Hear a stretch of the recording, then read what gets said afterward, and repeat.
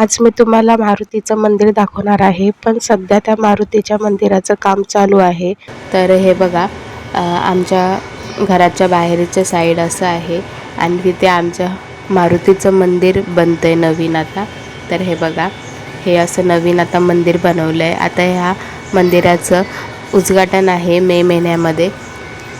तर हे बघा, खूप छान असं मंदिर बनवलंय मारुतीचं।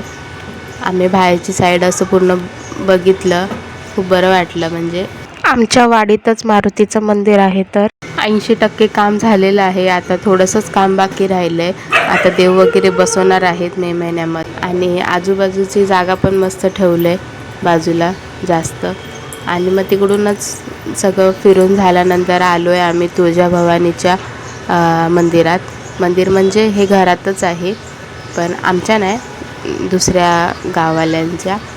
तर तिकडून आम्ही पाया वगैरे पडून आलोय करवंद तोडायला। तर हे बघा, मी 2 गडींला लावलंय करवंद तोडायला, कारण मुंबईला जाताना काहीतरी गावची भेट नेलीच पाहिजे ना। तर करवंद अजून जास्त काय लागली नव्हती, थोडंफारच आहेत। तर जास्त काय लांब जाता आलं नाही, कारण संध्याकाळ झालेली, 6-6:30 वाजलेले।